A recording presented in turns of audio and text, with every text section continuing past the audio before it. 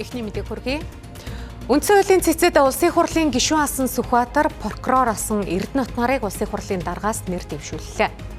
Уг саналыг өнөөдөр төрийн байгуулалтын байнгын орооны хурлаар дэмжсэн юм. За хэрэв чуулганаар энэ томилгоог дэмжвэл үндсэн хуулийн цэцгийн дарга баясгалан ажлаа хүлээлгэх өгнө. Парламентаас баталсан хууль тогтоомж үндсэн хуультай нийцэж байгаа хэсгэд хяналт тавих үүрэгтэй чухал институтийн томилгоо эд өрнөж эхэллээ. Улсын хурлын даргаас үндсэн хуулийн цэцгийн гишүүдэд ногоон автобусны гих хэрэгт холбогдсон жамын орлогын Сүхбаатар зоригийн эргийг хянан шийдвэрлэх асуудлаараа буруудаж хорих ял эдэлж байсан прокурор асан Ганбатын Эрдэнэтийг нэр дэвшүүлсэн юм а. Хуулийн хувьд бол гин бурууг болж байгаа. Гэхдээ ёс зүйн хувьд бол би хариуцлага хүлээсэн шүү. Ягаад гэвэл нэг 5 дахь өдөр асуудал яригдангуут нэгд өдөр би ажиллаа өгөөд чөлөөлөгдсөн, огцроогүй чөлөөлөгдсөн. Түүнээс гадна шүүмжлэлийн тэр мөндөр борог өөртөө хүлээж авч хүлээн зөвшөөрсөн. Ягаад гэвэл Монголын төрийн сул дорой байдал гэдэг бол дандаа хэн нэг нь цугтаж болохгүй шүү дээ. Хэн нэгэн буруутгах ёстой, хэн нэгэн шүүмжлэгдэх ёстой. Гагцхүү араас нь харамсалтай нэг засах ажлууд нь сайн явна шүү дээ. Тэгэхээр би энэ дээр одоо хуулийн дуурах юм уу гомдлох хэлмэгдлээ гэж хэлмээргүй байна. Тэгээ гин буруугүй хэрэгсэхгүй болцсон. Тийм учраас би өнөөдөр төрийн албанд ажиллах үндсэн хуулийнхаа эрхийг эдлээд нэр дэвшээд явж байгаа. Ам нэвэл уушиг нэгээд ярих гэхээр яриулдаггүй. Төрийн нууцад хамаарсан гэдэг. Тодорхой зөрчил дутагдлын асуудлыг ил гаргаж олон нийтийг шуугуулчихад бүгд нь ил гаргахаач гэхээр гаргадаггүй. Ингээд энэ асуудал болсон. Гэхдээ үүнтэй холбоотой тухайн асуудлыг хариуцлагаараа хариуцаад хариуцлага хүлээгээд дуусгачихсан. Одоо ямар нэгэн байдлаар энэ томилгоотой холбоотой асуудал шийдэхэд бол хууль зүйн асуудал бол байхгүй.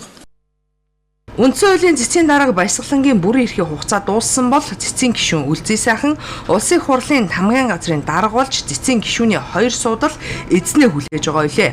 Төрийн байгуулалтын байнгын орооны гишүүдээс нэр дэвшигчдийг улс төрийн нөлөөнд автахгүй байхыг захилаа. Адилхан одоо хүмүүсийг хонглоор чирэхгүй байх тал дээр нь та хоёр анхаарч ажилласаа гэж чин сэтгэлээсээ хүсэж байна. Цэгцлээрээ. Цэцгийн одоо энэ нэр хүндийг өсгөөрөө.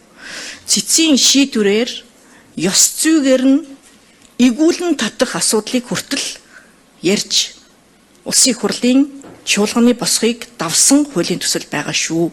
Тэгээ ёс зүй гэж юу юм гэдгийг хүртэл одоо та хэд өөрсдөө мэдж байгаа байлгүй. Хуульчтай хувьд одоо энэ болох юм уу болохгүй юм уу? Гэвчлэн одоо цэц одоо бас байх ёстой байр суурин дээрээ хатуу байгаараа гэж дахин захиа. Улс төрийн захиалгатай, олигархуудын захиалгатай шийдвэрийг гаргахаас зайлсхийж яваараа гэж би хоёр одоо нэр дэвшигчдэд хэлмээр байна. Тэгэхгүй бол одоо Монгол улсад итгэх газар үгүй болсон.